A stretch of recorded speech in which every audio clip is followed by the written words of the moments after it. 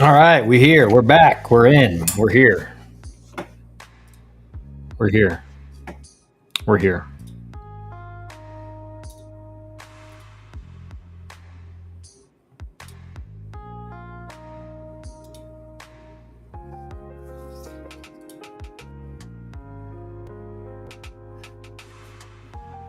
All right.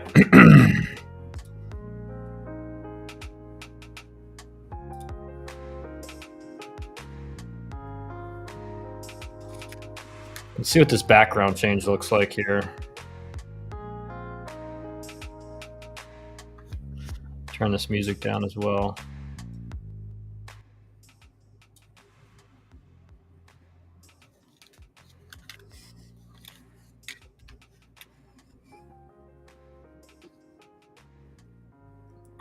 That makes me look orange.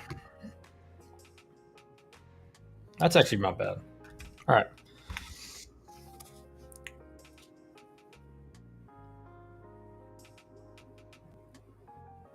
Buck, what's up? Hola, let's pull the chat up so you guys can see everybody.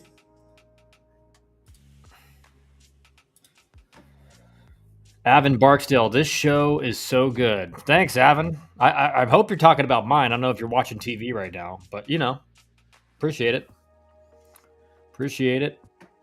Buck, I made a video today on two-strike approach. Just for you. All right, so that's coming out. That'll be coming out tomorrow. Two-strike approach. I saw your comment on the YouTube channel.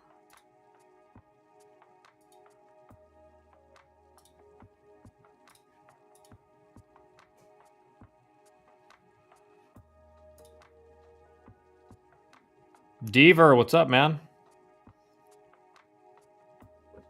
Dusty, let's get it today, boys. That's right. Hey, Midweek Madness number 4, week 4 in college baseball. Actually, I think 11.7. Yeah, I know it's not for you, but yeah, I made it. I made it. So it'll be coming out tomorrow. All right. We will do a late night stream as well tonight, guys. We will do a late night recap after midweek madness is complete. Probably generally around 10:30 Eastern time. So just know we're gonna do that after kind of game nights most of the time, as long as I'm obviously not out of town for some reason, which I don't foresee being, but Troy, Jack State. Yeah, that'll be a good series. Jack State's good, man. Jack State, you want to talk about a mid-major that is, I think, it's a little bit out of that, that tier 1 mid-major category, but their facilities are unbelievable. Go look at Jacksonville State's facilities in Alabama. Really good facilities. All right. So let's look at the I got my energy drink. We're ready to roll.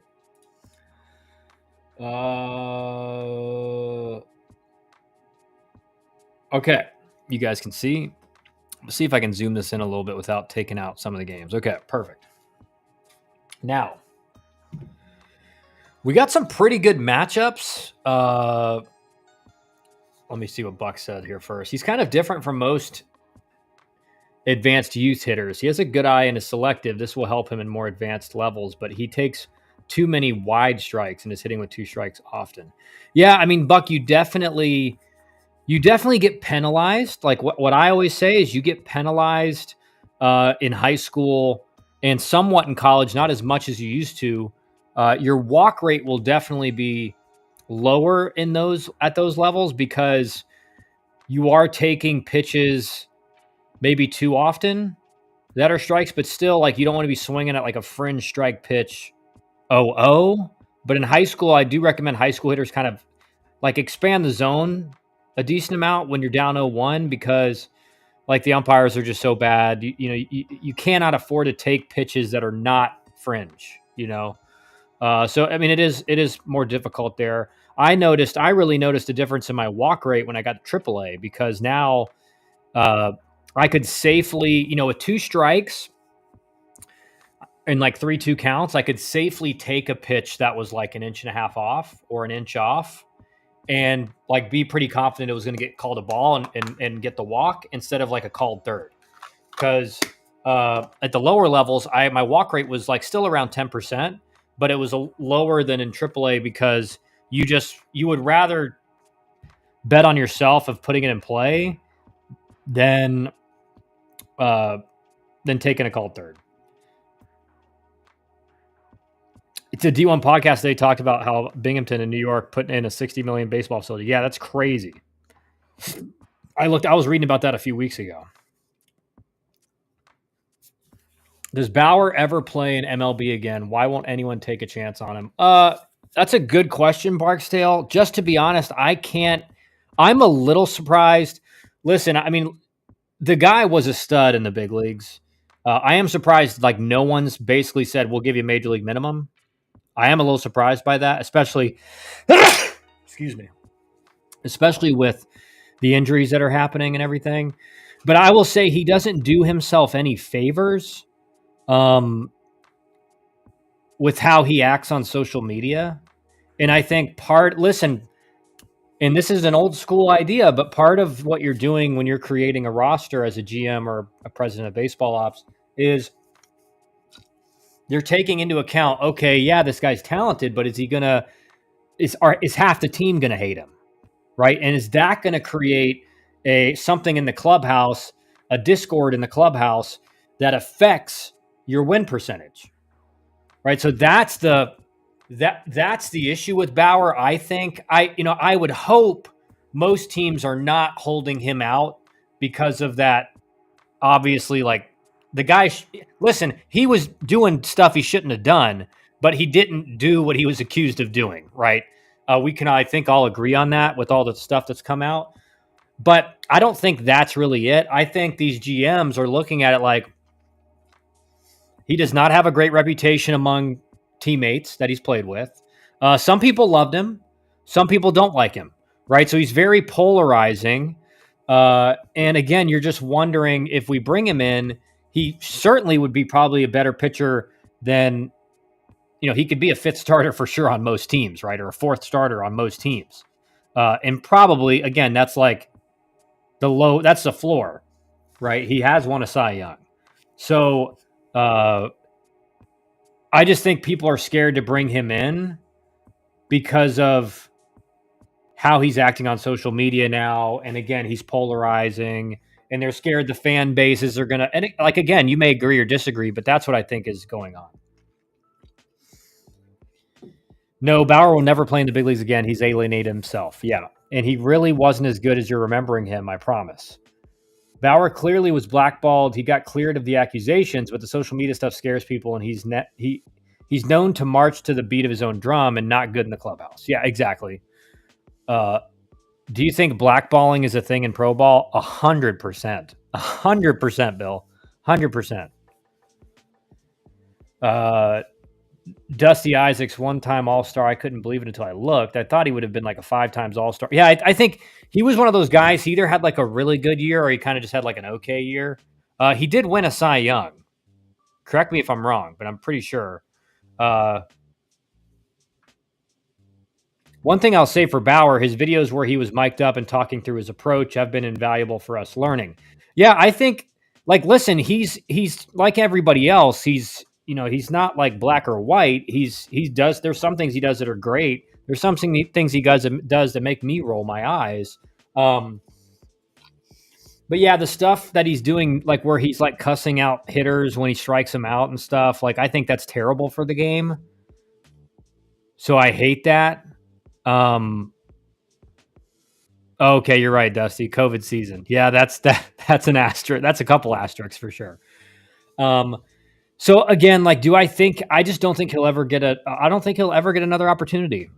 And he's probably got the right to like sue the MLB or something for that. Don't get me wrong. But again, I think as a GM, like, you're thinking, all right, if we can bring him in, but is he going to create an issue in the clubhouse that affects us more than his ability to pitch? And I think there's no question he's a major distraction in the clubhouse. He's a major distraction in the clubhouse. Media is going to be all over him every time he pitches. It's going to be his teammates are going to be getting asked questions about him. It's going to create a media firestorm. So, like, I think a lot of people think, well, he's being blackballed, and in some regards, he is, but not, I think, for some of the reasons. Certainly, he was blackballed when all those accusations came out.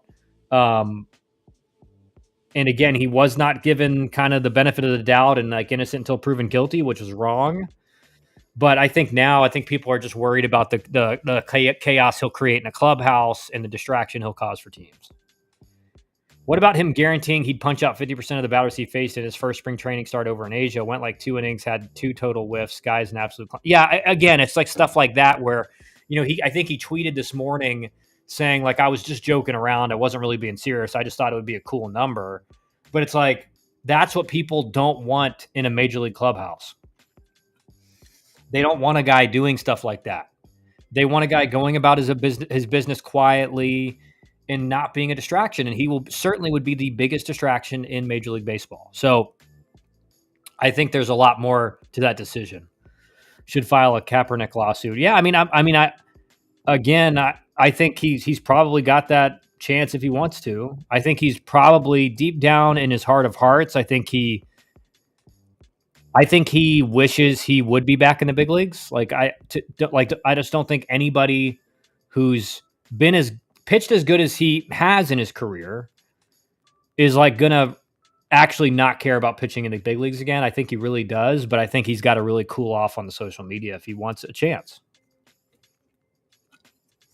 And stop it with the cussing out, miking himself up and then cussing out, opposing players. And I mean, it's a bad look.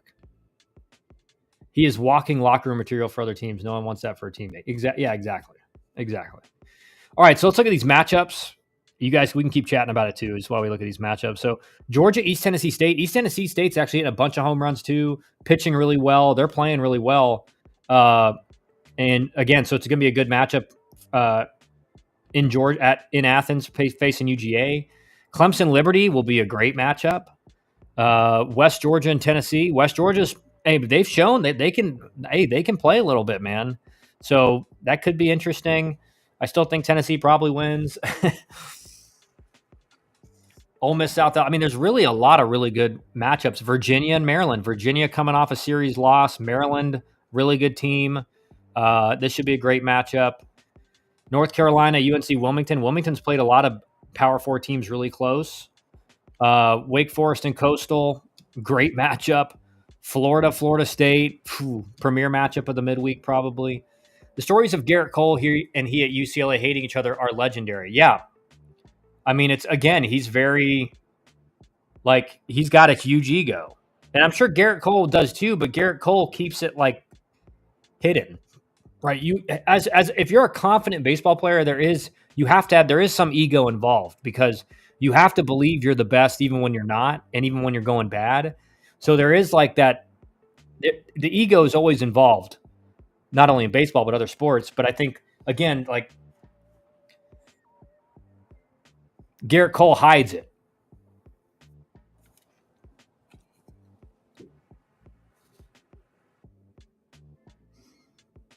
Texas A&M Prairie View. I mean, A&M's got to, they need to get that offense going before this week against Alabama, or I think they're in trouble. UT Rio Grande Valley against Southern Miss. UT Rio Grande Valley's had a really good start to the year.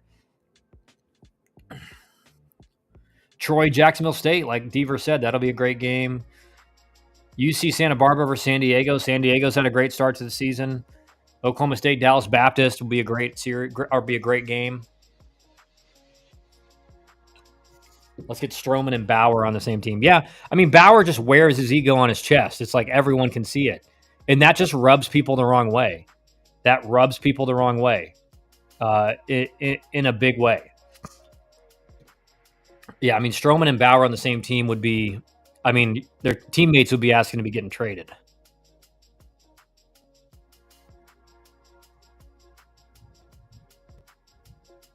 Yankees deserve that. Let's make it happen. Golly. And then Garrett Cole would be like, oh no. Can you imagine those two? It'd be Garrett Cole. I mean, he's obviously getting Tommy John, but theoretically they're still on the same team. And I doubt Garrett Cole's going to be rehabbing down in Tampa. Oregon, Grand Canyon, Oregon State, Washington State. Oregon, Grand Canyon will be a great game. Let's look at some of these ACC matchups. Georgia Tech, Georgia State. Georgia State's banging right now. They're hitting really well, hitting a lot of home runs. Pitching staff's been okay, but a good midweek matchup for Georgia Tech heading into the weekend against Pitt. NC State, North Carolina A&T. Like I said earlier, Florida State, Florida, UCF, Miami. According to 64 Analytics, this is a top 25 battle. Dusty, I don't know if you saw the 64 Analytics rankings, but they are much different than all the other ones. Kyle, I want to get your thoughts on some Power 4 schools still landing 25 and 26. Oklahoma State, 2026 shortstop, and Notre Dame, 2025 right-handed pitcher. Well, again, Notre Dame, way more difficult to recruit there. Cold weather, very expensive.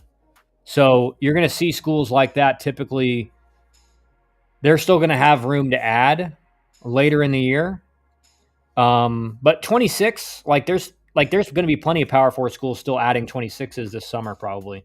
Not a whole lot, but there's going to be a good amount of spots still available, in total.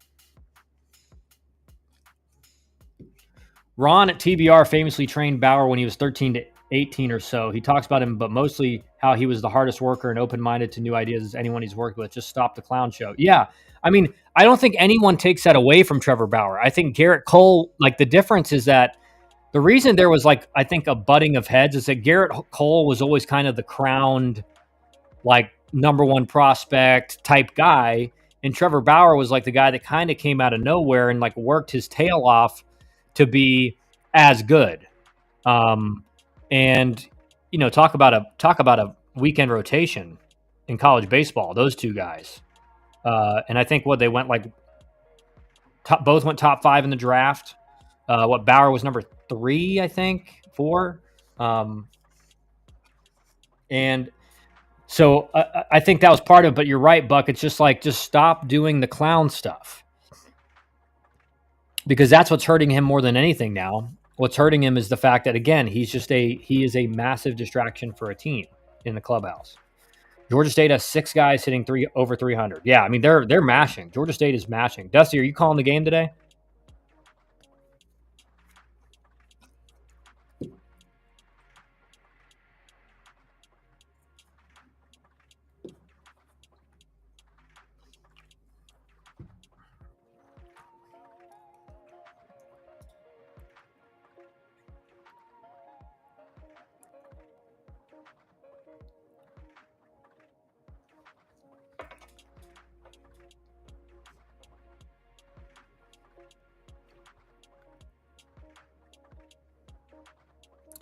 All right, you guys heard it here first. Dusty Isaacs is on the call for the game tonight, Georgia Tech, Georgia State. Tune in. Plus, Cole got Friday night guy, and that set Bauer off. Yeah. Canes, Kyle, how is he a distraction? Wasn't he framed? 100% he was framed. That's all come out. It's, again, when you're that famous of a guy, you got to be careful with who you're interacting with. I'll put it like that. So as ridiculous, as badly as he was framed, he's still you should have been, you got to be smarter than that when you're a big time name. But I'm not even talking about that distraction. Distraction is the social media stuff he does, right? He's micing himself up, cussing out opponents, MFing them when they walk out of the dugout, and screaming every time he strikes a guy out. And again, he's very polarizing. People he has teammates that have loved him. I think Mookie Betts said something yeah, I loved him. And don't quote me on that, but I think it was Mookie Betts. But then other guys just hate him. And so you're bringing a very polarizing guy into the clubhouse. And then are you sure he's not going to just do the same stuff he's been doing the last couple of years on social media, doing that in big league games? Well, if he's doing that, you're like, is this guy going to hurt us more than he helps us, right? So the distraction is not uh, the fact that he was framed by that girl. Um, it's that the stuff he's done since then on social media. It's just, again, like, you want to get back in the big leagues, just clean up the act, man. Just go out there and pitch and treat it like a business. And like, there's nothing wrong with him creating his own brand and being a brand on social media and YouTube and stuff like that. But like, when you're doing the stuff he's doing, I understand it. If from a decision maker's perspective, you're like, man, is this guy going to wreck our clubhouse? Like, is he going to do stuff on the field that get us bad blood with other teams and give opponents even more of a motivation to beat us? And it's just stuff like that. The funny thing is, he really doesn't need to stop doing it. He just needs to stop showing everybody that this is what he does. I think this is probably who he's been since day one. Yeah, and I think he, again, when you have been an all-star in the big leagues and, like Dusty said, kind of asterisk Cy Young award in the COVID year, and then you're out of the big leagues, like you do. He probably feels like, I'm just going to do what I want to do now. No one's going to. People out here are still going to sign me. I'm still going to get to play. But if he wants to get back to the big leagues, he's got to stop. He's got to clean up the act, right? Because if someone's going to sign him, they're going to send scouts out to watch him. And when the scout reports back and said, like, he's acting like a clown on the mound, like, that's a massive negative for a team to, again, take the chance and get the media. Even though he was framed, there's going to be media blowback on him signing. There's going to be that portion of the media that still believes he did what he was accused of doing. And so you have to deal with that. Reporters are going to be, every reporter in Major League Baseball is going to be there for his first start. And is he going to say something post game that just kind of creates a media firestorm? Like, you're thinking of all these potentialities, and all of that combined, I think, has made it like, I think teams are legitimately thinking like, yeah, he's a good pitcher, but is the stuff that the firestorm that he creates going to hurt us more than he helps us on the mound? But that's how he makes money now, since the MLB has blackballed him. He can make plenty of money and not just act like an absolute clown, though, Canes. I get what you're saying, and like I said, he can have his own brand, social media. Like, a lot of these players do it, but they're not acting like he's acting, and like representing himself like that.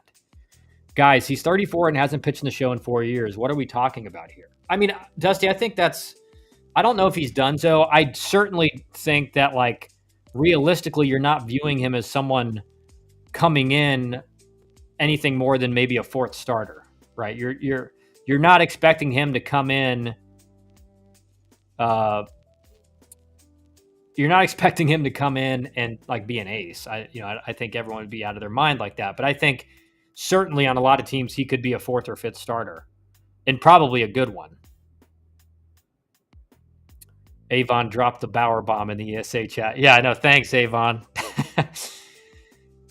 Again, I think I would like to see him get another shot. I just don't think it's going to happen with how he does his social media, which, again, like, maybe I'm wrong, but that's what I think. I feel like he's just copying what Perfect Game is promoting. Yeah, I mean, you're not wrong about that, Canes. You're not wrong about that. But again, he's 34 years old, so you expect a little bit more from him than you do from a 14-year-old or a 15-year-old.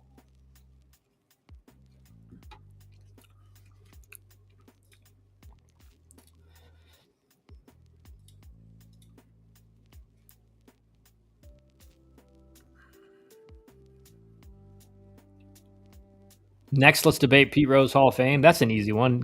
He deserves to be in the Hall of Fame. Like, I think it's really sad that I know and maybe it already went through, but I know they're like, Manfred was having discussion / debate on reinstating, basically lifting his ban from baseball. It's like, oh, gee, thanks, guys. After he passed away. Like, I think most baseball fans had thought for more than a decade that he had served his time, reinstate him. Like, again, you're talking about, like, the hit king in Major League Baseball. I just think he should have been reinstated. Um, and so I think he deserves to be in the Hall of Fame. Uh, Based on his playing career alone. I mean, certainly based on his playing career. Um, Pete Rose had a lifetime ban from the MLB. He's now dead. By definition, hasn't he served his time? Yeah, I mean, exactly. I mean, there's plenty of guys who, took steroids and got popped for it multiple times, and they're not banned from baseball. They're not shunned from going into a field. Showing up at a Major League Baseball game. Pete Rose couldn't even go to a Major League game. Couldn't even get in the game. Couldn't go watch a game in the stands. I think they were waiting for him to die so he's there for the baseball record, but he doesn't get to celebrate it. Also, another challenging personality. Yeah, again, he's not certainly not perfect. Afternoon should be some great games here in Florida. UCF, Miami, FSU, UF, Gulf Coast, Northwest Florida. Yeah, a lot of really good games in Florida today. A lot of really good ones. The issue is old PD lied about it for so long. Yeah, and again, there's still guys today denying that they took steroids, but they're not banned from baseball. And I get it, like betting on the game destroys the integrity of the game. So do steroids, right? So do a lot of other things that people are allowed to take now. And I think we've had that discussion before, but there's a lot of guys out there taking performance enhancing drugs that are allowed in the major leagues right now. If he wasn't so adamant for so long, I think it's viewed differently. Yeah, it sucks. I mean, and they probably didn't want him in the Hall of Fame because they would have had to allow him to wear that terrible flat bill he likes on his bust. Have you seen the ones he wears? Yeah. His hats are pretty tough. They're pretty tough. You're not wrong.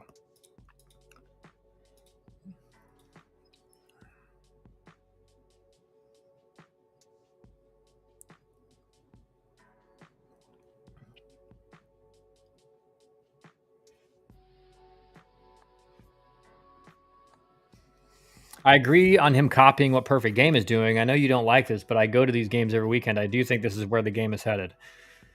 Oh yeah, I mean, I don't disagree with you, Deaver. I know that's where the game is headed. I think it's terrible, just personally. And again, Deaver, I think it's not like what you just said. I think it's not a great comparison to compare what happens on baseball on like singles and stuff like that versus like an end zone celebration. Like the most guys are your average guy in NFL scoring like 5 touchdowns a season. So let them celebrate. They're doing that 5 times a year. But across baseball, Major League Baseball, actually you really don't see it in Major League Baseball on singles, but like in college baseball, guys are walking and LFGing on the way to first and flipping the bat. And again, like pitchers are like giving up a couple runs and then striking out the final guy of the inning and LFGing into the dugout flexing. So I don't think it's a fair comparison because, like, again, I really don't even like if it was just if people were just celebrating doubles and home runs and like big strikeouts, I don't think many people would be complaining, or not nearly as many people would be. But it's the fact that like a guy hits a leadoff single, and like I said in this high school game earlier in the year, tie game, kid leads off with a single, turns and like starts screaming to his dugouts, not watching the play, and left fielder boots it like 10 feet away from him. And by the time he picked it up, the guy wasn't even at first base yet. And if he had been hustling, he walks into second base. So it's not just that, they're having fun. It's like, no, they're hurting their team with the stuff that they're doing. And that's where I think it rubs me and a lot of people the wrong way. It's like you're hurting your own team because you want to be the guy that everyone looks at and is like screaming and celebrating. And doing the boom, elbow, bump, and helmet toss home run celebration when you're losing. Yeah. It's like you're down 7-1 and your team's lined up and like guys come in and they're like, boom, and it's like you're still down 7-1, man. Like, what are we doing? What are we celebrating? Individual home run? Again, I think baseball is becoming more selfish and narcissistic in nature. Like when any of us would hit a home run down 7 runs, like we certainly weren't in the dugout getting hyped. We were like, we got ways to go, boys. Like we got to keep going. And now it's just like, well, I'm going to get on social media. Hey, boom. And I don't like it. Betting on the game is horrible, but give it 3 years and they're going to put a betting area in Major League Stadium in Vegas. So yeah, I mean, yeah, dude, it's like it used to be very taboo, and now on MLB Network and ESPN, all you see is betting lines and fan duels and all this stuff.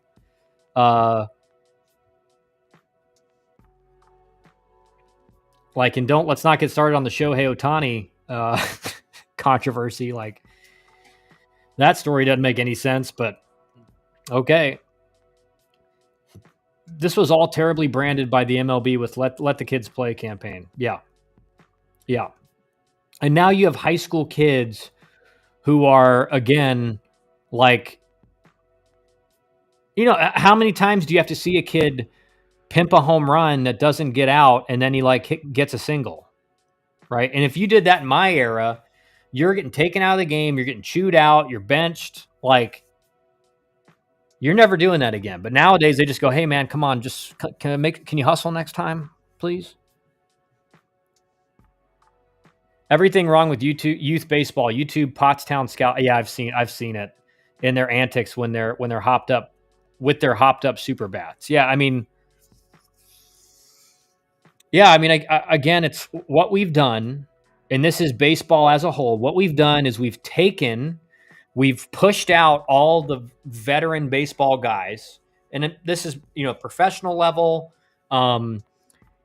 and we've basically made it out to be like they have no idea what they're talking about, and we've allowed these people in that don't have any experience, and they just let this stuff happen. And Kyle, to be fair, I've seen some of your guys acting out of pocket. You need to police these things too. Oh, no, trust me, I do. I'm the one in the dugout being like, dude, what do you guys, shut up. In other way, and not just shut up. Right. So I police it as much as I can, but again, it's like you're like they are so used to that being okay. It's just like they'll forget. They'll forget the next day. They'll forget. But I will say our high school team is very, compared to a lot of the teams I've seen, they're pretty chill with it. But then again, they're still doing stuff where I'm like, what are we doing? You know, it's tough. I mean, it's like you're fighting a rising tide, and you're fighting a river upstream. You're swimming upstream right now. That happened at a GC game a couple weeks ago. Player didn't run out an infield fly. It got dropped, and he should have been on second. Coach immediately took him out. Yeah, and I see it, dude. That's the worst thing is I see, because what these kids watch is they watch, and again, remember Andrew Jones got taken out. Bobby Cox took him out of a game for jogging, and he brings that up and says like that. I never did it again after that. That's all it takes. It just takes one stern chew out and a bench, and you're never going to do it again.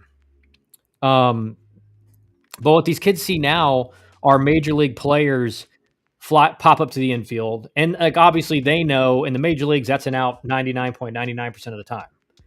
And they're jogging. And so they think they can do it in high school. And I've had to tell our guys multiple times, like, don't do that again.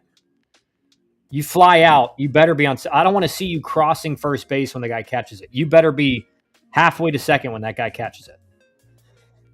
Because if he drops it, you got to be safe standing up at second. And for SM Director, PG hired one of the guys from Momentum, Bauer Channel, so you're just going to get more of it there. Yeah. Deaver, for the record, I'm on your side with this. I'm not a big fan of it at all, but I'm just saying this is where I see the game heading, much to my chagrin. Yeah. No, you're right, Deaver. You're right. I mean, it's like you're fighting a rising tide. You're fighting a river upstream. I mean, it's and again, what you've done is you the game used to police itself, right? In the big leagues, you did that stuff, fine, but you either you or a teammate's probably going to wear one in the back, and you can't do that anymore. And you can't take out the second baseman at or shortstop on a double play. And so we've taken out this internal policing, and what's happened after that is just mayhem. Mayhem. And I believe the next batter hit a single that would have scored him. Yeah, exactly. It's stuff like that where this stuff is literally costing teams games. It's costing teams runs. And no one wants to really call it out. Like it's sad. Like at the college level, I get it, man. Like I'm not totally against pimping a home run in the right situation or being excited coming off the mound in the right situation, but like why aren't we telling these guys like, hey, in the first inning as a starter, like how about we just act like we've done it before, and then when you're in the sixth inning and you get out of the sixth inning and you've done your job, like boom, then you can celebrate. Don't get me started on the sliding mitt, especially as a first base coach. Yeah. And yeah, I mean, you got like base cloggers wearing the oven mitts. When I was playing, you had like two guys on your team that wore those. Now it's every hitter in every lineup and guys that don't even steal. Like it makes no sense. And actually, there's sometimes when the oven mitt's bad because like actually Georgia Tech against Virginia Tech, they're all wearing oven mitts, and when you slide on that turf, you slide way further than you do on dirt.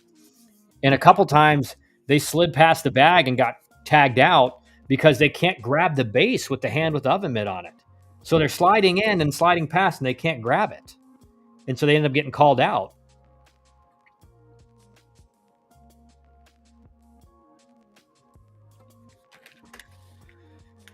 Kyle, I had a lesson yesterday, 9-year-old. Dad would not let me start the lesson because he left his son's huge sunglasses in his arm sleeve in the car. Both were lime green. Dad might have illness. He had to have the swag on for the lesson? Oh my gosh. The oven mitts is a business now. They sell for $60 to $200. Oh my gosh. Why are guys who don't steal wearing the oven mitts? Yeah, it makes no sense. That the oven mitt in particular is for like head first slides. So I never even wore the oven mitt. I wore the wrist brace for when, because I always almost every time slid feet first, because again, I was always taught like a guy's going to be more hesitant to tag you if you got metal spikes coming into second base. All these guys slide head first now. Second baseman's not scared at all. And the oven mitt doesn't help your wrist. So unless you're a guy that likes to steal and slide head first every time, like I don't know why everyone's wearing oven mitts, but if you go watch a travel ball game, Dusty, or a high school game, they all got oven mitts, all of them, because it's a swag thing. It's not a utility thing. It's a swag thing. Okay, let's talk about how BC is taking 2 of 3 from FSU this weekend. I don't know if I can go there with you, Buck. I don't know if I can go there with you.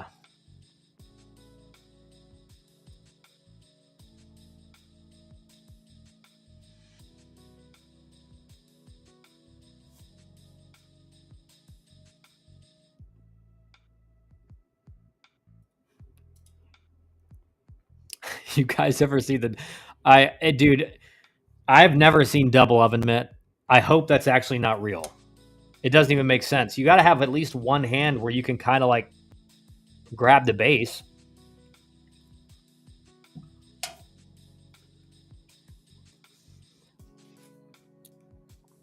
But yeah, Dusty, you'll see it in a back of a kid's in a kid's back pocket, who just by looking at him, he will never steal a base or never going to be stealing.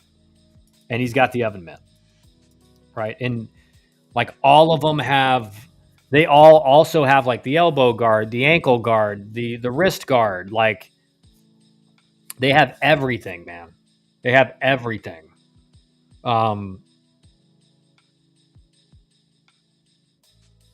Bruce Bolts run $100 batting gloves.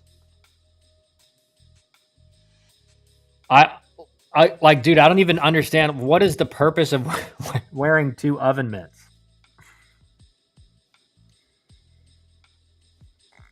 What is the purpose of wearing 2 oven mitts?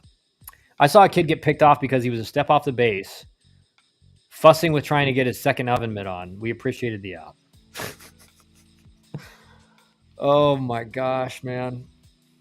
No, and I think this is a good topic because I think this is uh, a more general truth around baseball development in general.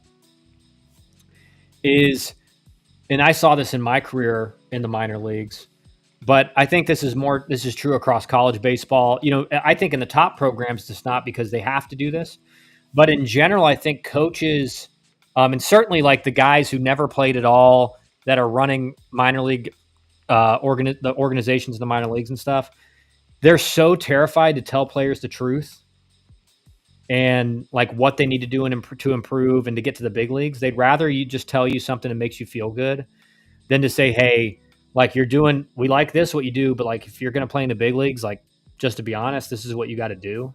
And right now you're not doing that. And this goes to, again, telling players like, hey, don't act like that. You look like an idiot when you come off the mound flexing and screaming in the first inning and then you got taken out in the third. You look like a complete idiot. You just went 3 innings as a starter, right?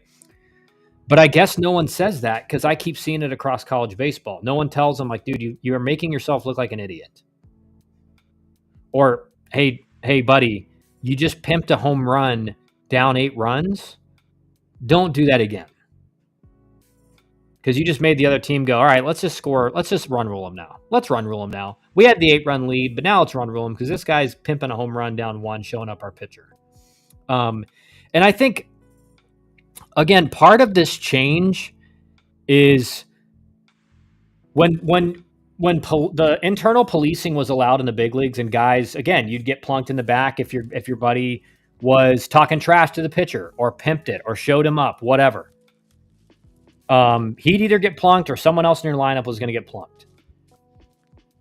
What was inherent back then is it was almost like an honor duel between the hitter and the pitcher. Like you respected your opponent enough that even though you were excited and got out of a big jam or you hit a big home run or whatever, you had enough respect for the opposing team and the opposing pitcher that you weren't going to show him up. And now they could care less. They don't respect their opponents. They don't show any respect for their opponents. And so that's all gone now. And that respect was enforced by, you don't respect, you're going to get nailed. You're going to get hit. All those elbow guards and more cost $60 to $100 retail, not resell. Yeah, 100%. A lot can be said about high school level players these days that does not have any protective gear or batting gloves. Yeah, I mean, I don't see them. I don't see them. I didn't have an elbow guard. I didn't have a leg guard. I had batting gloves. That was it in high school. So let me get this straight. You're telling me that 10-year-old kids have Oakleys, oven mitts, arm sleeve, elbow guard, Bolt batting gloves, lizard skins, and a gold chain. I miss anything? Yeah, ankle guard, wrist guard, helmet flap, major league helmet flap, let's see, bandana. Probably they got like the headband. They got the headband. What else do they have? Custom cleats, probably custom spikes. Like they get their spikes sent off to get like customized with like a crazy design on it.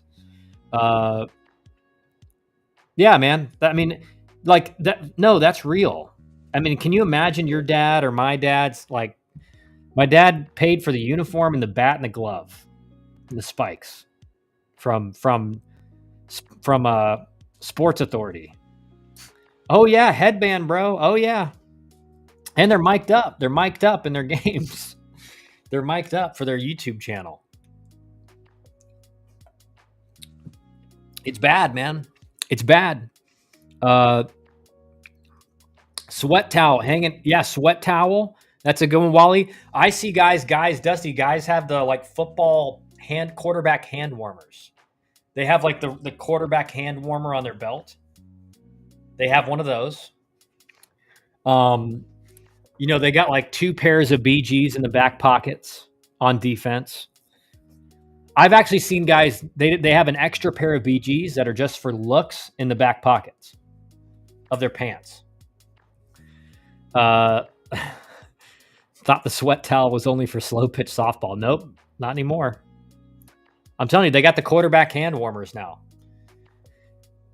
Mom and dad would buy us a pack of hand warmers. You'd put one in your back pocket and didn't do anything. When I played, we didn't even have our own bats. The team league provided them. Yeah. Now these kids all have a $400 bat. And again, it's just like, what are we doing? Like the kids are more they're really, I mean, if you look at it, they're more concerned about how they look and the style and everything than how they play. And again, then when you see what happens in college and you see what's happening in pro ball, you're just like, I'm not surprised. I'm not surprised that's what happened. And again, it just gets back to like, there's no emphasis on what's important. There's no emphasis on, hey, this is what you need to improve on. There's no emphasis on when a kid does something wrong, calling him out right there. I'll give you an example. On the high school team, there was a kid, who did not look great on the opposing team. They're taken in and out. And like guys that are on our bench are like making fun of him. And I just went over and like literally told him to shut up. Like, what are you guys doing? Like, can we not make fun of kids? Like, let's not make fun of a high school kid who's like, he's out here trying to play. And again, it's just like, if there's no one to do that, they just think it's okay. Now, part of that is these tournaments have 5 different bat standards. Yeah, try 4. In all seriousness, do you think all the BS impacts recruiting negatively? Do coaches roll their eyes on this stuff? They 100% do. They roll their eyes 100%. Now, again, it's like if the kid's really talented, they're rolling their eyes, but they still like him. But I can tell you, like from talking to a lot of coaches, that when they see a guy do the like pimp a single and he's not hustling through first base, like they do not like that. That is a red flag. Now, again, like I'm still seeing that happen in college baseball with certain teams. So I'm like, I don't know, but it definitely, and again, Dusty, like guys, when they're recruiting, you're not just recruiting the performance, you're recruiting the makeup, you're recruiting all of that. So like part of that is makeup. Kyle, what do you think the products will look like in 5 to 10 years? Dude, I don't even want to put my brain in that scenario. I've never understood why parents pay so much money for swag, buying a new glove every season. It baffles me. Yeah. Why do you need a new glove every year? I've got gloves from like 10 years ago that I could still use, and they're really good. Why would it affect recruiting, Dusty? How many college elite teams do you see showing up their opponents after home runs and all the swag they have on? Yeah. I think again, if you're a starter on a really good team, it's like he's our best player. He has to play. But if you're like battling for a recruiting spot and you're equally talented with a kid who doesn't have like all these makeup issues, they're going to go with that guy. Keynes, yeah, fair point. Somewhere along the line, it became about belittling the opponent. The egos run the world. Yeah, and it is. It's about belittling the opponent. There's no respect for the opposing team. Like, again, I hate it when, like, and Dusty can talk about this, like when we played a lesser opponent, we assumed we were gonna kick their ass. Like, that's just what we assumed. And we didn't like talk trash to them and like, walk off the mound like this after you struck out a guy from like Savannah State. Like, I hope you strike him out. You're going to Georgia Tech. You're number 15 in the country. Right? And Dusty's 100% right. It's like, They want to be the badass guy that's talking trash to the opposing team after he strikes out a guy. Like these kids that strike a guy out and then they stare him down. You're a fake tough guy. You're a fake tough guy. Right? You're a fake tough guy. Because you want everyone to see you doing that. You're not doing that because you want to do it. You're doing it so that everyone sees you do it. So that implies an insecurity about how good you are and how confident you are. Come on, Tony V at Tennessee likes it, but his guys play hard as hell. But again, I will tell you that I think Tennessee's pretty good at reeling in some of that stuff. Now, don't get me wrong. I mean, they're not perfect about it, but you are right, Buck. Like those guys also, they're not fake tough, and they play with their heads on fire, right? And there's a difference between a guy who would do that and he's just like he's like the fakest tough guy in the world. Because you see right through those guys. You see right. Those are the guys that they talk trash in the first inning and then they're out in the third. Or they're out in the second. Right? Those are the guys. Those are the guys that strike out the first batter of the inning and stare them down and say, see ya or whatever. And then they don't make it out of the inning. Last night, a player pimped a home run and took the bat almost all the way to first. Both teams got warnings in the second inning. Yeah.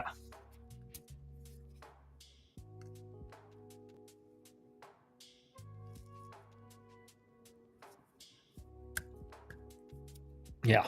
To be fair with the protective equipment, you better put something on them because that $3,000 fee for the season is non-refundable if they get hurt. Well, that's the other thing too, Deaver. That brings up a good point. Like, a good point is that also what you see across like amateur baseball right now, and I mean like high school level, is, dude, these kids have no idea what the difference between being sore and being injured are. Like guys are like, I went to the trainer. They said my hamstring's a little, like my hamstring's sore. I don't know if they said I probably shouldn't play today. And I'm just like, do you think you can play? And they're like, yeah, I probably could. And I'm like, well, why aren't you playing then? And this is the funny thing, because like, if you're doing that in high school, you ain't never going to make it in pro ball. You're operating at like 80% in pro ball the whole year. My hamstrings were sore as hell after every game. My Achilles tendon, when I'd go lay down in the hotel bed, it would hurt the back of my heel to put my foot on the bed. When I'm laying down on my back and my heels are touching the bed, it hurt my heels. That's how bad my Achilles would hurt. I was playing the next day. I went in, I got treatment on it. I did my I did my contrast bath. I did all that stuff. I took my anti-inflammatories. But these guys now, it's just like, oh, I can't play today. Sorry. And I'm like, you were fine yesterday. What happened? They're sore, but they think being sore is hurt. Exactly. We kicked their ass and went on about our business. Act like you've been there before is what we heard a lot. Exactly. It's like, act like you've done it before. It's like this. It's like when you make when you achieve something for the first time, you're really excited. Maybe you're screaming, yelling about it, whatever. It's like when you, what's a good comparison? You get your first college hit. I'll never forget mine. You get your first college hit. It was a double, hustle double. I wasn't out there going, yeah, like screaming, but I was really excited. But then like the 50th time I got a hit, it was like, I just got a hit. Right? I just got a hit. But now it's like every time they get a hit, again, and it's almost like you're surprised that you got a hit when you're that excited every time when you pimp a single. But Deaver, that's a good point about the protective gear. Sinatra. I think it's Sinatra.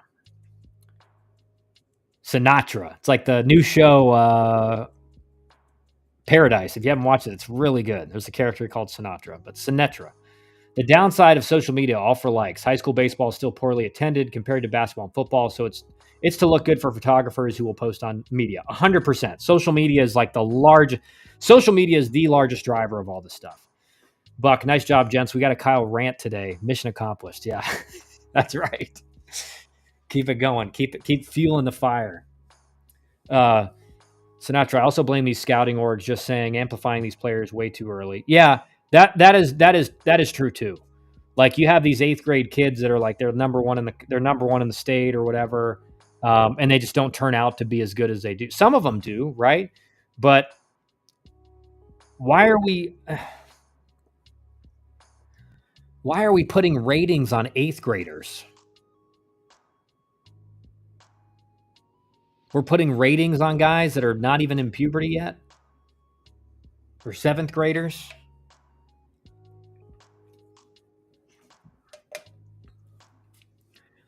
And it's just like there's no respect for the game anymore and how it was played in the past. There's no respect for it.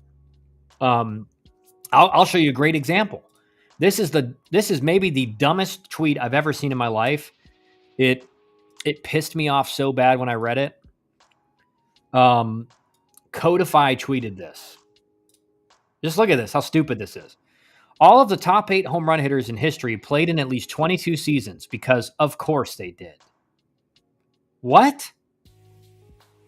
So it's a negative because you were durable and you played for 22 seasons?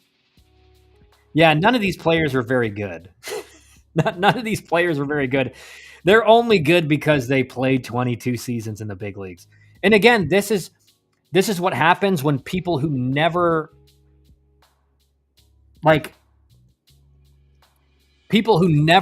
at a high level tweet this stuff out.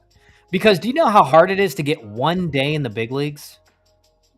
You know how hard it is just to get one day in the big leagues? I remember when the assistant farm director sat me down after I had come in and they had basically told me, yeah, you were going to go up, and now we decided to go with this other guy. And the assistant farm director, who, again, never sniffed professional baseball and all that stuff, he looks me dead in the eyes and he says this, like it wasn't a big deal. He goes, well, Kyle, it's only going to be for 3 days, and then we're going to have to DFA whoever goes up. And I looked him dead in the eyes and I said, I've never played in the big leagues, right?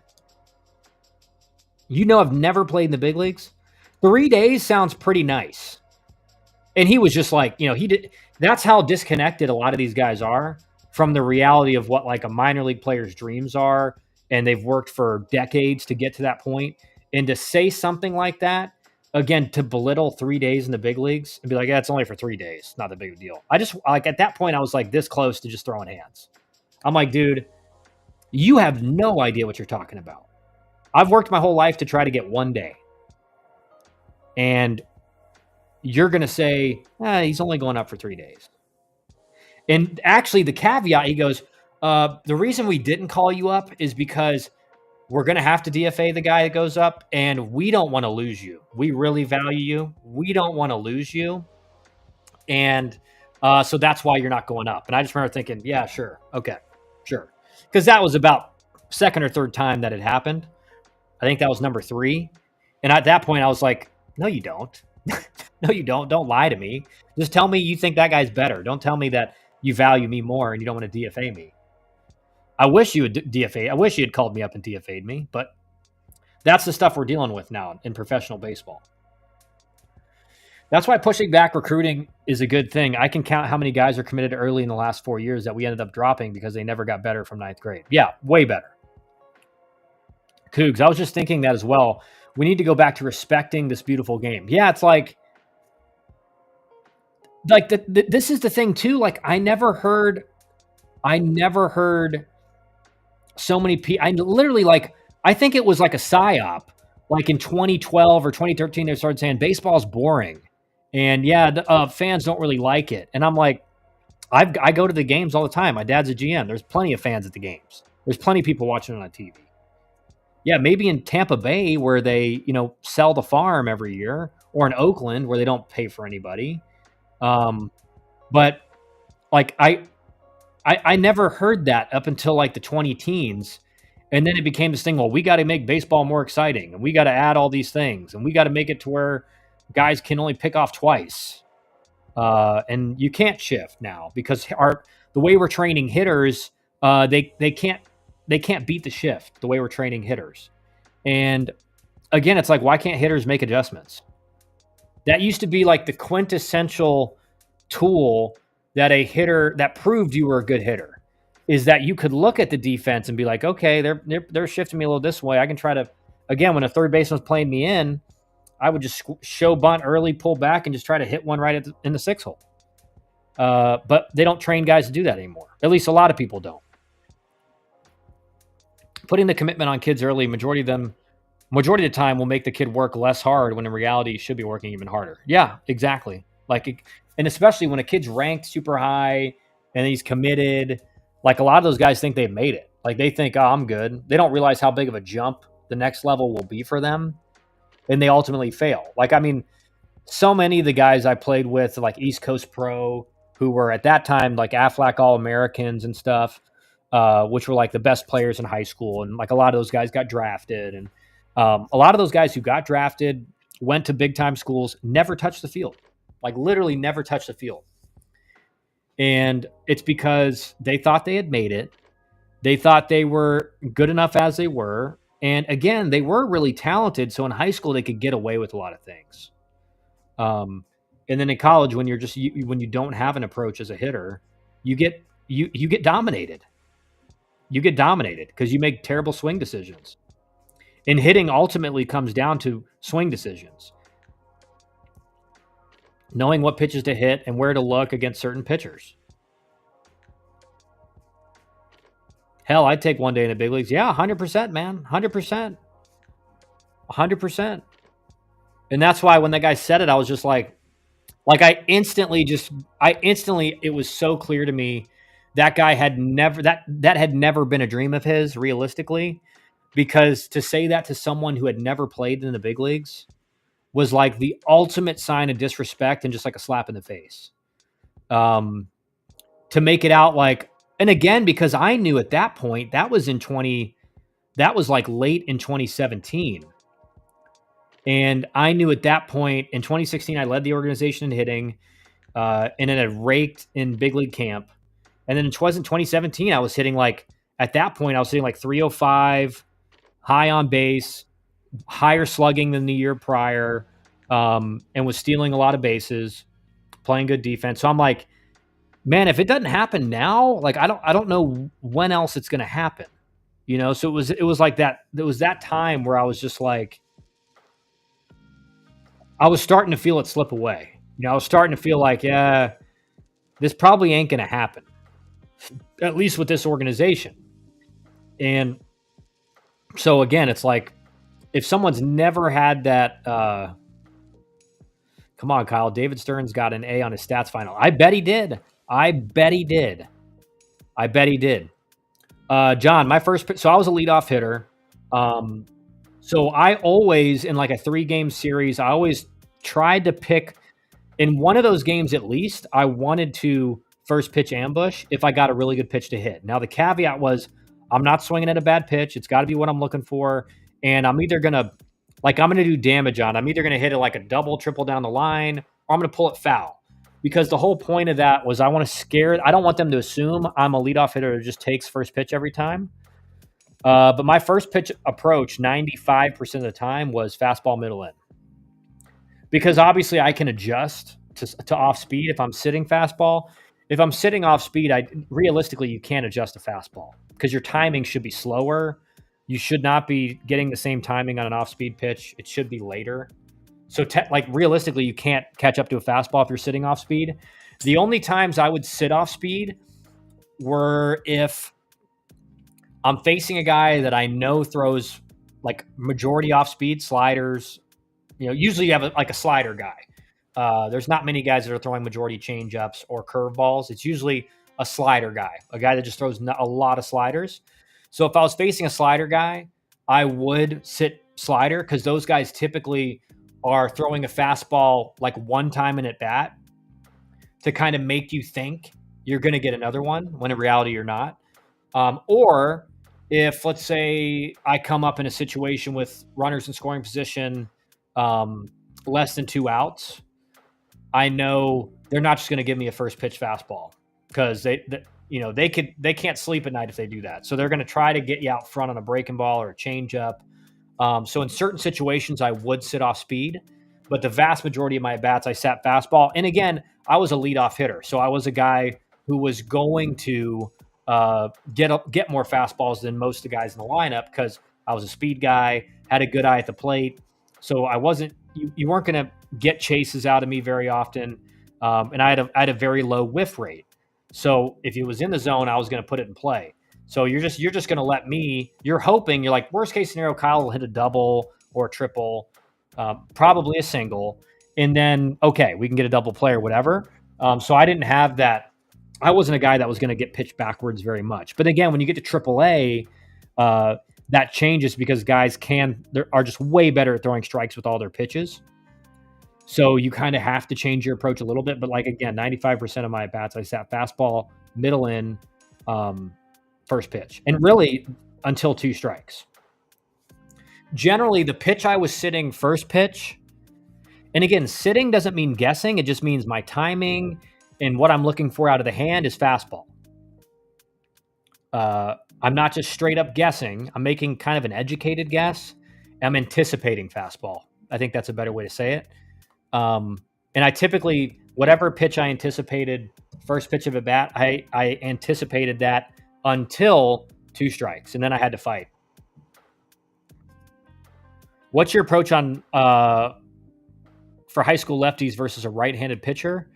Again, it depends on what kind of right-handed pitcher, right? Because if he's a low slot guy, I'm thinking different things. If he's a 4-seam guy, I'm thinking different things. If he's got, if he's got run and sink, I got to look in a different location, and I got to look for the ball up and kind of up and into me. If he's a right-handed guy with run and sink, because I want it to run back. Ultimately, you're looking for the release point and where that release will bring the ball to the middle of the plate. So if he's a 4-seam guy, I'm looking middle in because if he releases it there, it's going to go there. If he's a right-handed sinker guy, it's going to run and sink. I'm looking middle in and kind of up because it's going to run back over the middle of the plate. Whereas if it's a lefty guy and he's running sinking, I'm looking for that up and away to come back over the middle of the plate. I'm eliminating anything in because if I swing at that, I'm either breaking my bat or I'm swinging and missing because I just can't get inside the pitch. So it depends. But again, against a lefty, righty, stock right-handed arm, I'm hunting fastball middle in. And then again, like if you noticed, okay, this guy's really not challenging any hitter in, I'm going to get on top of the plate and try to go up the middle. All right. I'm not trying to, I was really good at reacting to a fastball and driving it the other way, but I was not good at hunting fastball middle away and driving it the other way, if that makes sense. I was very good at hunting middle in, driving to the pull side. But for me to drive it to the opposite field, it had to be like a reaction. It couldn't be an anticipation. So you always need to anticipate your strengths in the box. And my strengths were always middle in. There was not a lot of guys that had velocity that could really get it by me middle in. And that was my strength. So I played to my strength. Did you play in the dead bat era your whole time at GT? What do you think your stats would have been today? Yes, the whole time. I played in the dead bat era the whole time. For 2011 was my freshman year. That was the first year. That was the first year of the dead bats. And again, that was with the old ball too, the raised seam ball. So the thing just went nowhere. It's hard to say, right? Because I hit for a really high average in that era. But I mean, you probably have to add 20 or 30 points on the batting average, and you have to at least double the home runs, if not more. Because it was so bad back then. Like I'll give you like Daniel Palka. Like back then, if you hit 10 plus home runs, you had like big league power. That's how hard it was to hit home runs. So all the guys at Georgia Tech, when I think back, who hit like 10 plus home runs, they probably all would have hit 20 to 25 home runs easily. Just with the way the ball flies now. And I know how bad it flies now because I remember when I played, you saw nobody go out to right center at Georgia Tech. You saw nobody go out to dead center. Going out to left field was very difficult. Right field was that power alley, the short porch in right center is like 350 in the right center gap. So if you were a right-handed hitter, it was very hard to hit 10 plus home runs at Georgia Tech. And I think if you look at that era, I could actually do it right now. We'll pull it up. Let's see. I want to see how many right-handed hitters hit 10 plus home runs at Georgia Tech in those 3 years that I was there. But I think you realistically, probably you could have put me down for in this era 7 to 8 home runs a year. Like one of the reasons I didn't hit for as much power in my college career and in my professional career until like the later years was because my swing plane was steep, and not like this, but it was a downhill plane. So when I hit my hardest my hardest batted ball results were all like line drives, which was great for me because I hit for a really high. I mean, listen, since I left Georgia Tech, no one's had more hits in a season. Since the bats have been changed, I've had the most hits in a season in Georgia Tech history in the last 15 years. So no one's broken my hits record post bat changes. So my swing plane allowed me to get a lot of extra base hits. Did Georgia Tech fans trash talk to their opponent like the only girlfriends, etc.? Not really. No, we didn't have fans that did that really. We had a few fans that would like talk trash to like the opposing coaches, but that's pretty much it. All right, so let's see here. Okay, so I'll pull up these stats here. That's crazy because Georgia Tech is a launching pad today. Yeah, and that's what I mean. Like I see guys go over the scoreboard in left center. I see them go over the batter's eye in center, and I just know no one did that when I played. And I played with guys who hit. Daniel Palka, again, my freshman year roommate, one of my best friends, he hit 27 home runs his rookie year in the big leagues. Like, go look up his minor league numbers. The guy he was like third that season in the big leagues in like highest exit velocity. So he hit his junior year, he hit 17. That would be like maybe in the top 100 nowadays. He was third in the country in 2013 when he hit 17 home runs. But okay, so all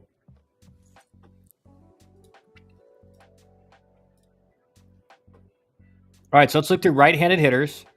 Matt Skoll, left-handed hitter, 10 home runs. This guy hit like 29, 30 home runs in pro ball in a few seasons. Right-handed hitter, 6 home runs. Right-handed hitter, 3 home runs. Left-handed hitter, Daniel Palka, 12 home runs. Right-handed hitter, 4 home runs. Right-handed hitter, 5 home runs. So we were one of the best offenses in the country this year. We hit 303 as a team. We scored 406 runs in 63 innings, or 63 games. So we scored like 6.6 runs per game. Our OPS as a team was 820-something, 830. We hit 48 home runs. Look at our opponents, by the way. Look at our opponents' home run numbers. That's in a full ACC schedule, boys. That's in a full ACC schedule. All right, so that's first year. In conference, I hit better than my season numbers. I hit 366. But in ACC play, we hit 24 home runs in ACC play. Our opponents hit 11. Our opponents hit 11 home runs in 30 games in the ACC. Anyone want to talk about this? Now, at the end of the year, I want to see, did any teams hit 11 home runs in 30 games? I mean, shoot, we hit 24, right? And we had one of the best power hitting teams in the country, really. We hit 24. We hit what? 1 point. Sorry, not one. We hit 80.8 home runs a game. We hit 0.8 home runs per game. Okay. Now, let's go to the next season. And this is where I sucked. Don't look at these numbers.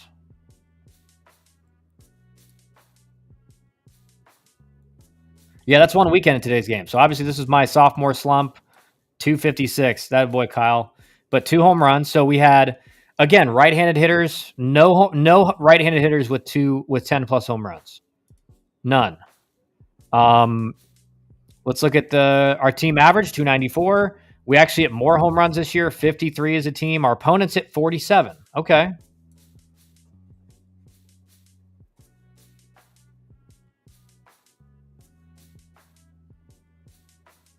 I did not hit 5. I had 2 home runs. 6 triples, though. Yeah, I'm second all-time in Georgia Tech history in triples.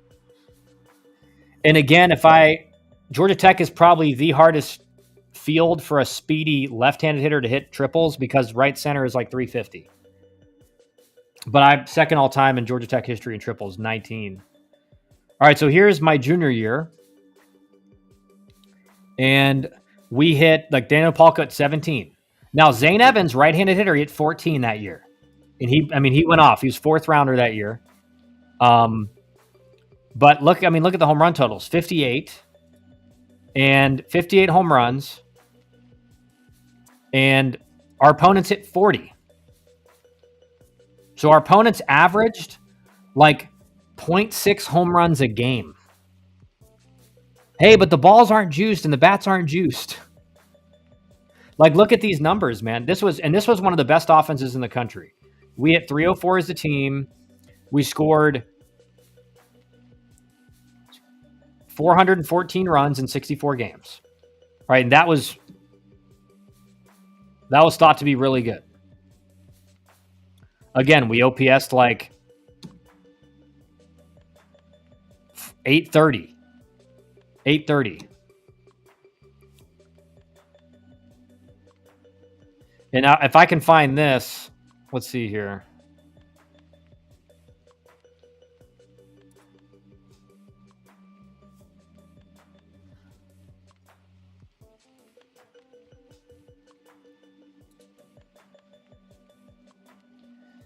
If you can find the conference play stats here, they're pretty nice.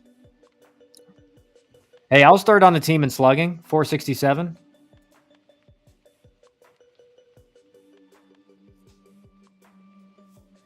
But you can see home run growth in just those 3 seasons. So they were starting to figure out BB core. The baseball didn't change. I think, Buck, one of the impacts was it was so much different that a lot of hitters that had played under BESR, there was like an adjustment period for them.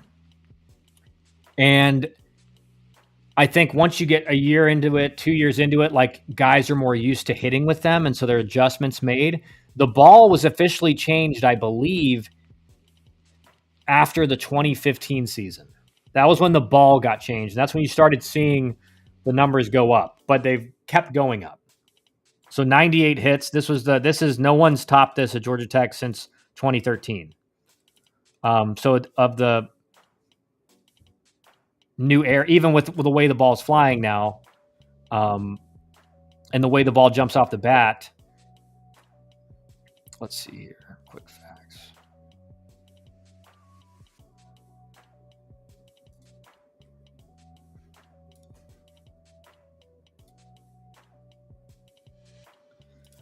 You used to be able to see conference stats here, but this year I hit 400 flat in ACC play.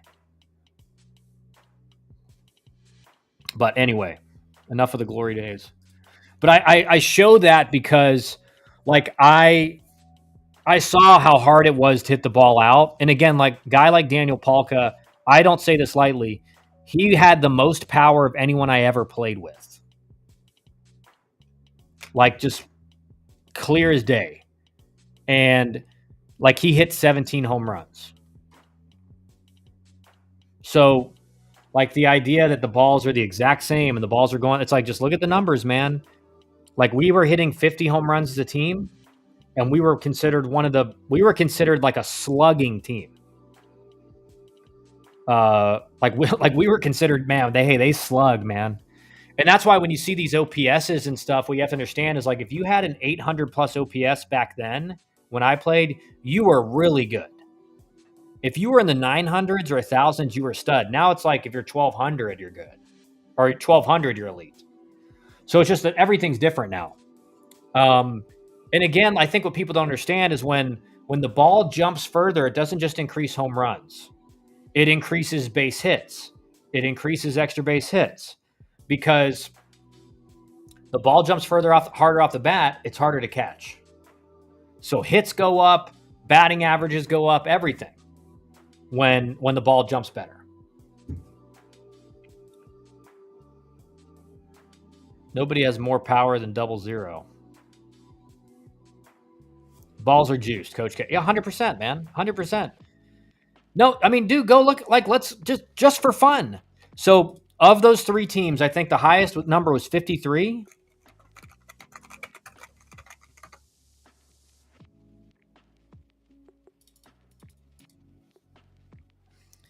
If you just look at Georgia Tech's current stat line, like just look at these numbers. Look at these numbers.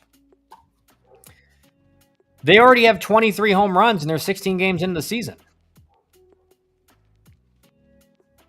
So if you just do the math, they're probably going to end around 80 plus home runs. Now, I'll just, again, I could take you through how good of a lineup we had as well. And I think that's important, right?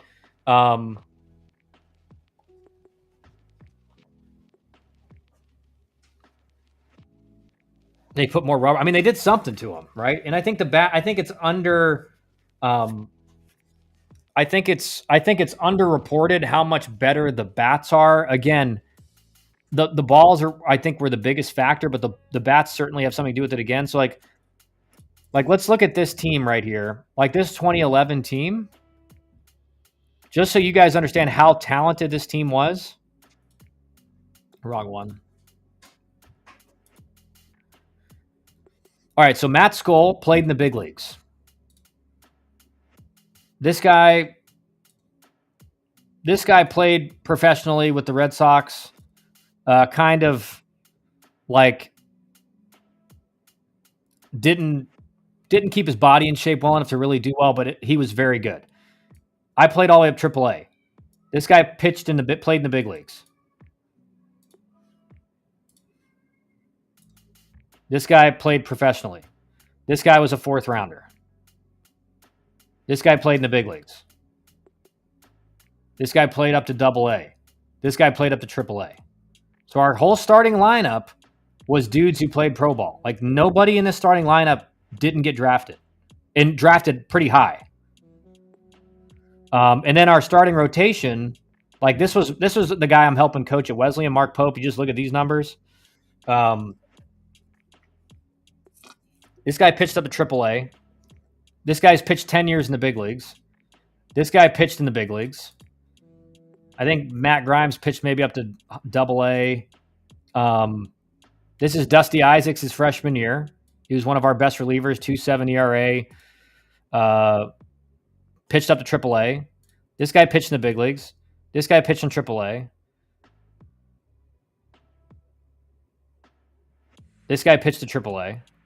Right? So this wasn't like an average ACC lineup. Like almost everyone in this lineup played in the big leagues, and 3 guys played in the big leagues. So like that was 3 big league hitters, all 9 professional hitters, and these were our numbers. The highest average is 348. Now you got guys hitting like 400 every year. Or 380.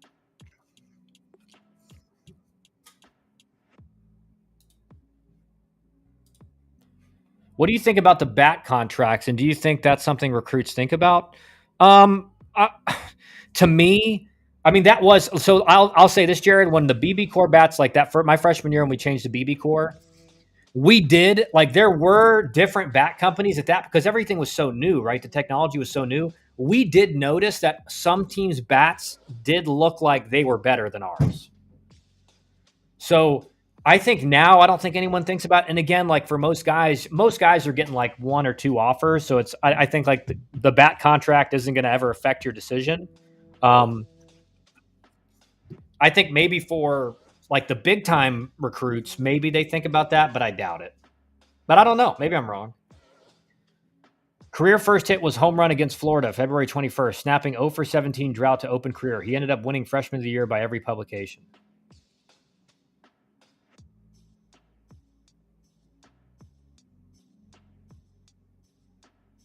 Oh, Zach Collins. Yeah, he was good, man. He was really good.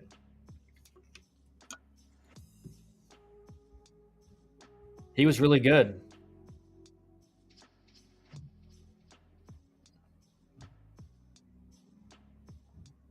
I remember when Miami was using those Nike white bats. Yep. Yep. Yeah, and we actually liked those. We thought those were better than ours. We were using the Rawlings 5150 at the time, and we felt like there just wasn't as much bounce off the bat. And Georgia was using the Nike bats as well, I believe, back then. And we always were like, I think Georgia's got better bats. But we had Rawlings gloves, so we were like, nah, hey, we got the best gloves. But again, I like bringing up those numbers because, like, I just think there's a lot of people out there that haven't followed college baseball closely for almost 2 decades and didn't play it on a really good offense when the bats were changed. Like again, I was the guinea pig. I was the first class to come in. My freshman year was with BB Core bats, and that Matt Skoll guy who hit 10 home runs. The year prior with BESR, he hit 20. So he went from 20 home runs, and usually guys hit, they hit a good amount freshman year, they hit more sophomore year, they hit junior year. That was kind of the trajectory. He went from hitting 20 his sophomore year to hitting 10 his junior year. So that's how much different it was. But again, if you go back to BESR bats, like for example, let's look at this one. This is a good indicator right here. And I'm using Georgia Tech for example because in 2010, the last year of the BESR bats, Georgia Tech was like the number 1 team in the country across the board. For most of the year, they were like number 2, number 3 team, I think, at the end. But so let's see, make sure this is the right year. All right, yeah. So, all right, so this is Georgia Tech that year. Let me just make sure it's the right one. Yeah, okay, so look at these home run totals. This is with BESR. Batting averages are way higher across the board, right? Batting averages way higher. Some of these guys didn't even get drafted. Some of these guys didn't make it very high in pro ball. But look at how much better the averages were, the home run totals, the double totals. So look at this. So this team in total hit 122 home runs the year prior. So the bats now, and this was the best offense in the country. This was the best offense in the country, like, for sure. And they hit 122 home runs.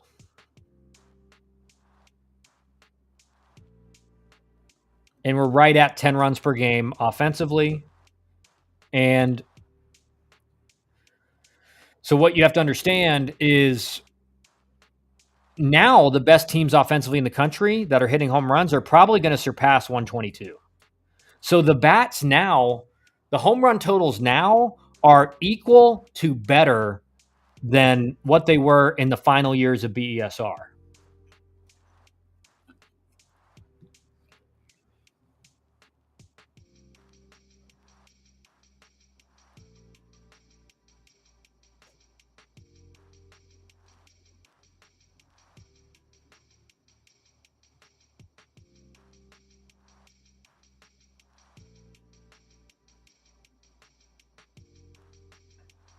And if you look at this rotation, big leagues, AAA, big leagues, big leagues.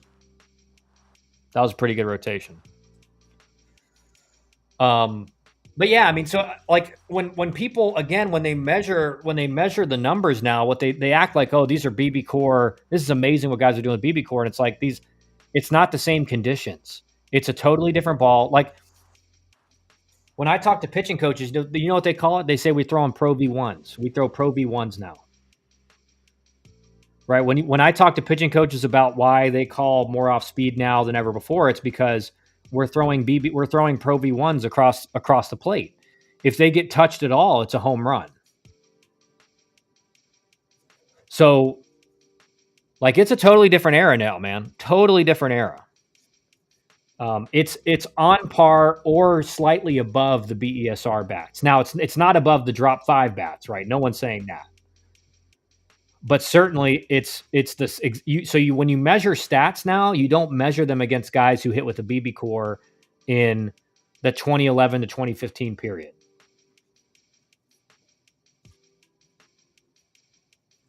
You measure it against guys who are hitting with the BESR. All right, so UF FSU predictions. Let's see.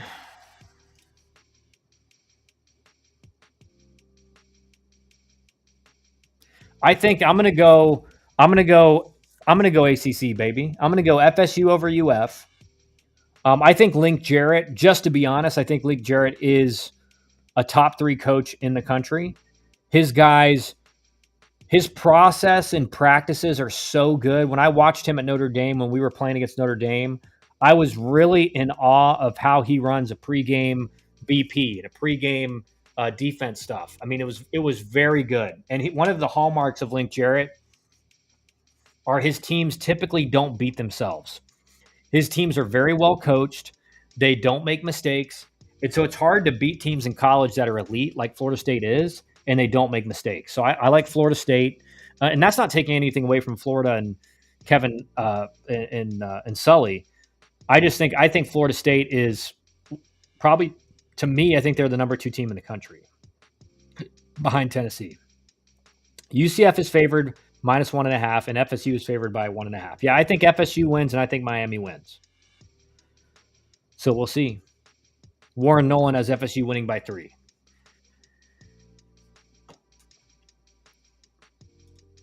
You guys know I don't look at those numbers. I just go off feel.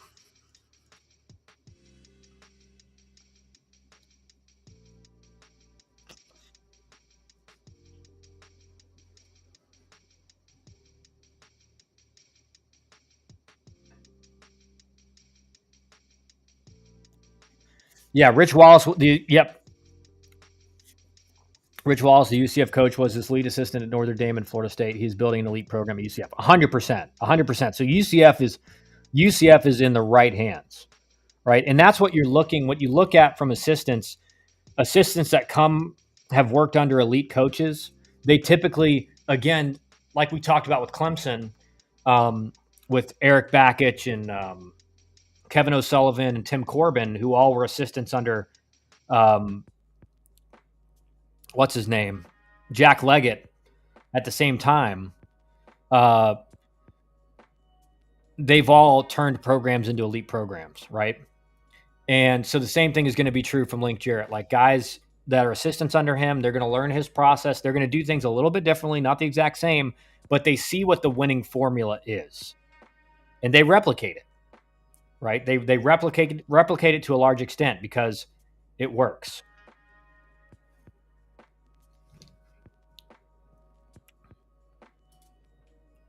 Yeah, we do have some good games coming up here at 3:00.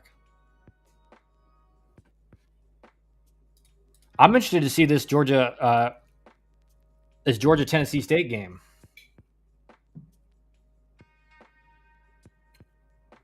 Or East Tennessee State game. I think Clemson Liberty is going to be good. Watch. Let's see if West Georgia can pull off the upset and give Tennessee their first loss. Probably not, but there's a lot of great games tonight. Wake Forest Coastal, Southern Miss UT Rio Grande Valley.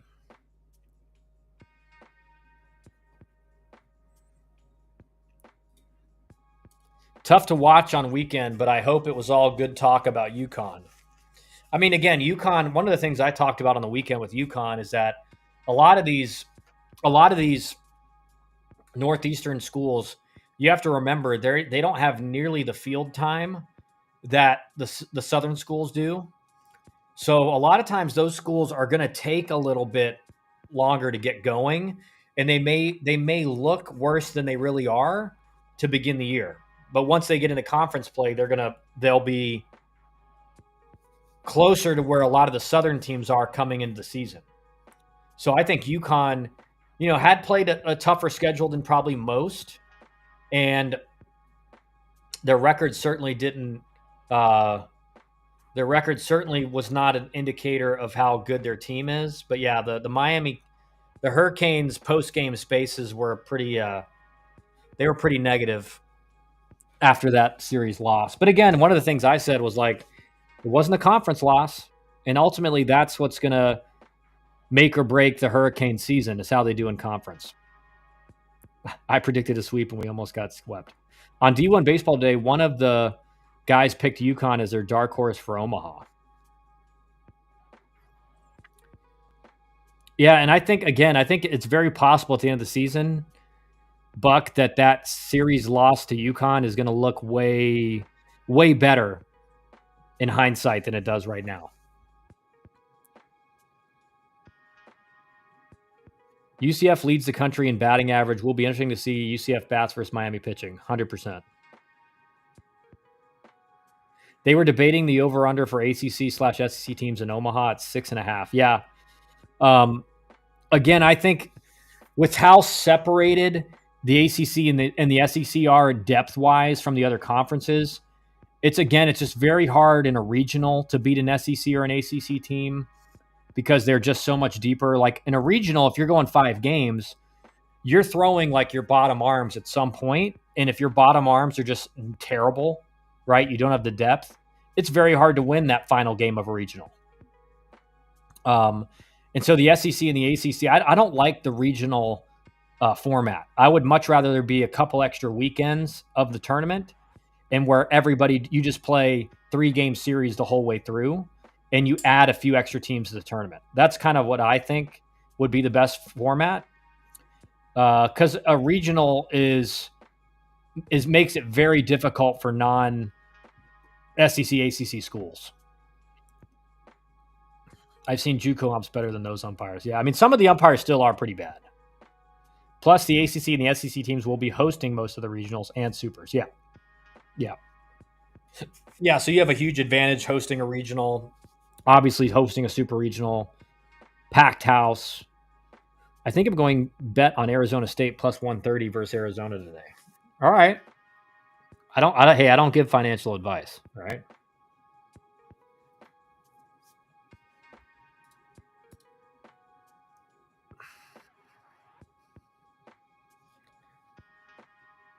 Hey, so here's an interesting thing to look at here.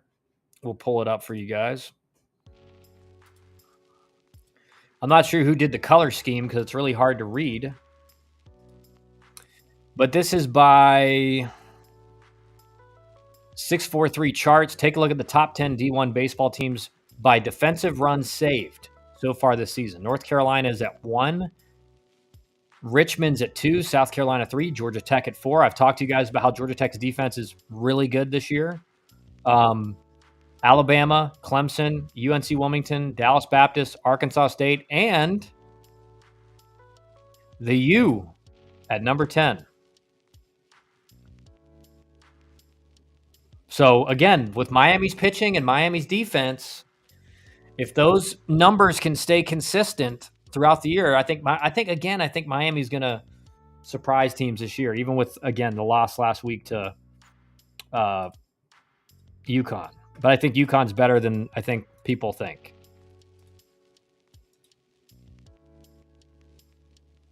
I can promise Miami isn't on that list. Well, they are, Canes. They are.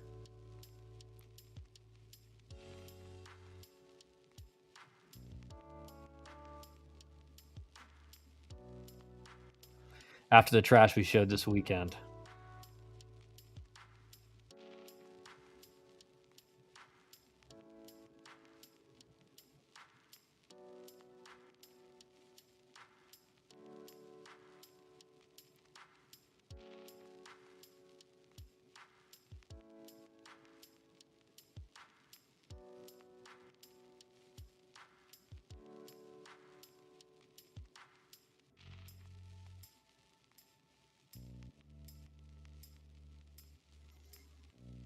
We were probably top 3 going into the weekend, but this weekend dropped us to 10. Yeah.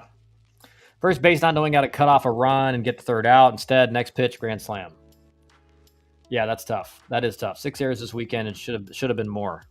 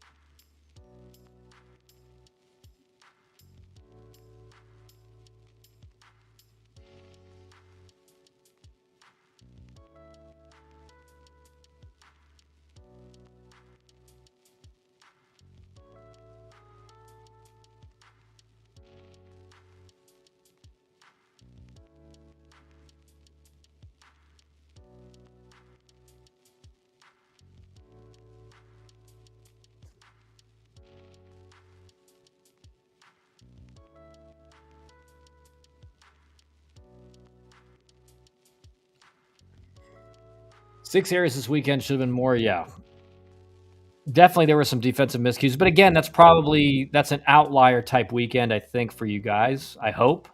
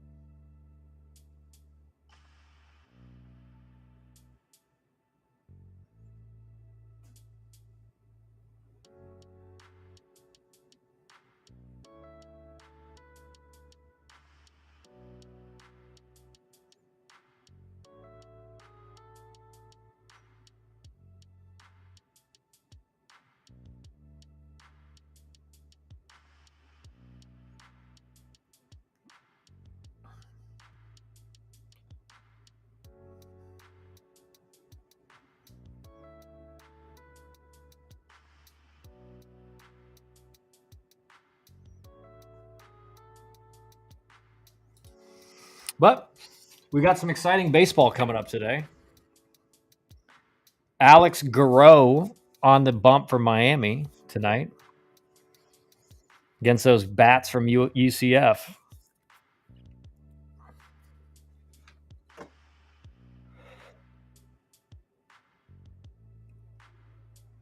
Ugh.